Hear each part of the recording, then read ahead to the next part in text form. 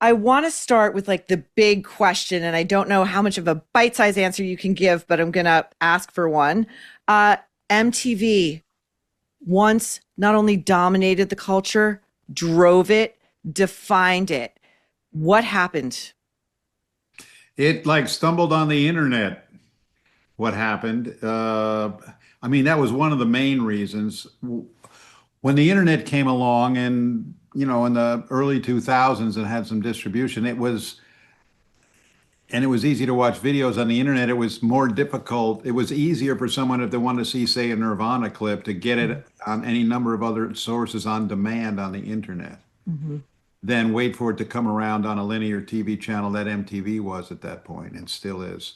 So that blew a big hole in the business model. And, as the digital world gradually kind of decimated the legacy media companies, MTV was one of the networks that had, sustained some of the most damage, as its viewers we were like the canary in the coal mine. We tried to Mm, compensate for that, and I left the company before that really became a full-blown issue. But MTV doesn't even play music anymore. I know. I know. Founders, They just aired the awards on CBS, and it was almost like it, even though, under Ellison, they're trying to make it like event TV, it didn't really land in the culture the way, I mean, it used to be one of the biggest award shows going. It was must-see TV. You had to watch it live. You never knew what was going to happen. that was it. It was our biggest franchise. I mean, it was very profitable. It was fun. Everybody from all corners of the culture would kind of come and show up, and you didn't know what was going to happen. But in the ensuing years, look, I left 20 years ago, Mm. and they have not put any equity or muscle or money into it. All the people who were there, who were, music fanatics, kind of left the building, and then were replaced by more traditional, I'd say, Hollywood type producers. And it's been a repository for like B-level reality shows. And Yeah, yeah. Yeah, when I was lucky enough to work there, it still had that rock and roll feeling. It wasn't totally corporatized yet. It was heading that way, but everything was shot at that little studio over on 10th Avenue National. And it was very, everybody who worked there loved music, loved rock and roll, like lived and breathed it. And you could see it reflected in the programming. I want to start with you with I think, one of the most brilliant things a very young MTV ever did. You could never do it today because social media has demystified so much of this stuff. It was a competition for an MTV viewer to win a lost, again, this is back when rock and roll was dangerous, when rock stars were dangerous. Lost Weekend with Van Halen. Get ready for the MTV Lost Weekend with Van Halen. Do you have the guts to enter this contest? Destination unknown. You'll have no idea where you are. You'll have no idea where you're going. And when you look at this kid who won, I mean, this kid looks like a runt of the litter, deer in the headlights. Like, can't believe he's going to be partying with David Lee Roth and Eddie Van Halen, and is frankly a little afraid. Here he comes backstage. He's so drunk. He's like falling into the wall. And David Lee Roth is ushering him through. And wait till you see who he calls upon to get in the front of the frame. You could never do this today. Here we go. You know that? Happy Trails. You know how to sing Happy Trails? They're backstage after the show. Here we go. Here we go. Back up, back out of the background, please. Watch out. We got our little guys. Little guys. Hey, I'm the boss. He's calling for the little guys. I'm thinking They're two men, little men, in like karate. They're like karate guys in sunglasses. Okay, that's great. That's great. And on the back of the kimonos, it says Van Halen security. Their security was little people. Tom, that promotional competition really kind of put MTV in a different sphere in the pop culture, I think. Well, we did a lot of those. We called them image contests, and that was, people actually had to send in an entry. I mean, we had an office that would just be stuffed with, million postcards that we'd put in duffel bags, and to pick the winner, someone had to kind of crawl in and pull one out. But at the end of that promotion, which was one of our most, and we thought, any radio station could give away tickets or, tour jackets, but let's give away some fantasy prize that, Mm. everyone wants to go backstage and hang out with a band. Everyone wants to fly in a private jet. So we would do that type of thing. And they would get an amazing amount of press for us and, kind of bolster our image as some, big to do, even though we were still these little squirts. But at the end of that contest, they put a big pie in his face on stage. And the woman who was working with us, Donna Alda, she was standing next to the guy's friend who came with him, and after he now he's drunk and God knows what else, and he's covered with frosting. He says he's doing pretty good for a guy with a steel plate in his head. Oh my God. I mean, that anecdote is in the book. I know, but like you could never do that today. You would be the legalities alone, the potential lawsuits you would open yourself up to. David Lee Roth would be canceled for making fun of little people, the idea that but that too is like, that was giving the average suburban kid a real backstage pass. Like, here's what goes on. Here's what it's like to be backstage at a huge rock and roll arena show. What years were you at MTV? I was there like 89 to 92, maybe 93. Those are good years. Great years. Great years. You're in our large alumni association. Among the large alumni. And I left right when TRL was kind of aborting. It was like the boy bands were kind of moving in, and Kurt had died. I want to talk to you about we're going to play this little clip. I think this is Amy Finnerty, who was a big deal at MTV for a while, talking about the filming of Nirvana Unplugged, which was probably, I think, the biggest Unplugged ever done. And Kurt thinking he really had delivered a terrible performance and that he had just lost the audience. Here we go. After the show, Kurt was in kind of a weird mood. And so I asked him, what's up? He was like, I think it was bad. I think that the show was really bad. I don't think I was very good. And I said, I think that you're wrong. I think that it was stunning. And he said, people weren't clapping very much. I think that they were really just so taken by what was going on, and they were so taken by the performance that they weren't going to clap like that. I also said, I think that people were sort of stunned kind of to be that close to the band, because in the general venues, people weren't able to be that close to the band, and it was such an intimate setting. Tom, were you there for that performance? Yeah. That was the performance everybody wanted to be at MTV. Yeah. So you weren't there. 3 or 4 months afterwards, he died. 3 or 4 months after he died. Now, what was the conversation up in the C-suites when you guys got the footage of that Unplugged? Because Nirvana really swerved there. That was unlike anything they had ever done. And it turned out to be, again, I think the greatest Unplugged ever. Was there trepidation at all among some executives about how this would play? No. Why would there have been? Just because it was so it was somber, it was subdued, it was melancholic. It felt strangely a bit adult, and there was a lot of, you could feel the sadness around Kurt in that performance. Yeah, I don't think anyone ever thought that where that sadness was going to ultimately lead in the show. I don't think so either. I mean, this was to us, this was the way they wanted to express themselves in their Unplugged, which was, an unelectrified, stripped down version. And no one was going to stand up and say, oh, no, we're not going to air that because it doesn't meet our standards. This is what. Oh, I don't think, no. I don't think they would have not aired it. I just meant, was there an executive who was like, what are they doing?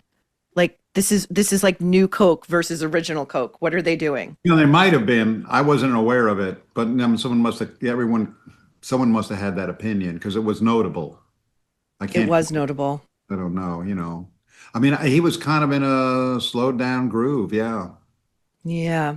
And then when I think about the other Unplugs that just really kind of reshaped the way you would ever perceive an artist, I think LL Cool J's really helped with his career resurgence.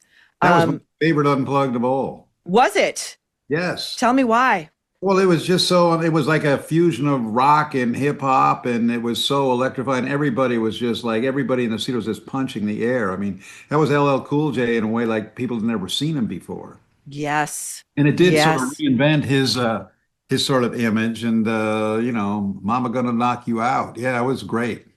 It was incredible. He went from sort of being like a bit of a punchline in the hip hop community to like a real respected like elder statesman who knew what he was doing. Exactly. Jay-Z's Unplugged, same for me. Like really, I was already a fan, but just in terms of the musicality of it and the risks that he took. Tom, what happened to Unplugged? Why did that franchise sort of fizzle away and die? I don't know, they all died and fizzled away. I mean, I would have, there's so many bands today you'd want to do you want to have one with Sabrina Carpenter, all kinds of people, but they didn't want to put any money into MTV. As you said, all the music people who really gave the place its soul and its vibe had left or gotten fired. And there was no one there advocating for let's do some great music program. Yeah, let's do the Video Music Awards, and that rolls around once a year. But that was about it. They would be playing reality shows. They didn't see the value in it. There's still, I don't know how many unplugged episodes, but there's a loads of them in the library, and they're all, REM. There's so many great ones. Bob Dylan and Paul McCartney. I mean, you go back to the rock pantheon people. They all did. Eric Clapton. But, you know, they kind of walked away from music to the point where, as I said, they even took music off the bottom of the logo. They didn't want anything to do with it. Yes, you're so yeah, I didn't even notice that, but you're so right. And now it's like the legacy what MTV wrought, we get like American Idol and The Voice and like primetime entertainments that just feel like the opposite of really like there's very little danger left in popular music today, I think. Very few performers who feel dangerous.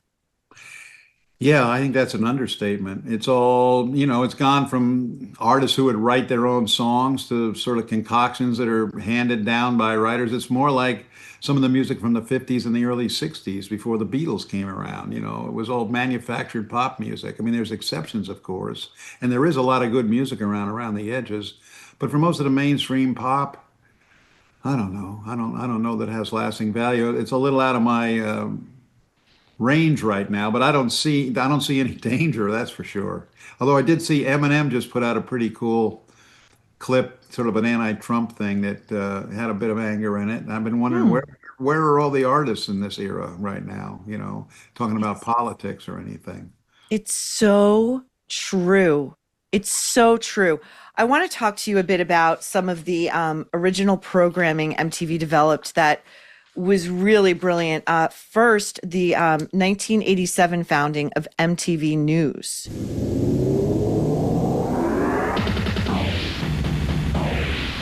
Talk to me a bit about how that took shape and what it was conceptualized as. Well, we figured like by 86, 87, now the bloom was a little bit off the rose for just running music videos back to back in hours. And we kind of went away and came back and said, we could be a bigger place. We could have a stronger footing if we were about some of the things what the music was about, like fashion, news, sports in a way, film. And what if we devoted like 10% of our music hours, there's 168 hours a week, to doing these things? It would make us a bigger place, and it would allow us to coast a little better in those periods when the vitality of the music business wasn't so strong. And news was a key thing. I mean, we knew we did news in the very beginning, but it wasn't really substantial. I mean, it wasn't until like in the era you got there, we hired Kurt Loder. We hired Right. journalists. It wasn't just VJs throwing out tour dates for, David Bowie or something. So we hired Kurt Loder and put in place a real news operation, and they were fantastic. We put this thing together. Besides the regular hourly updates, there was the Week in Rock. Yes, the Week in Rock.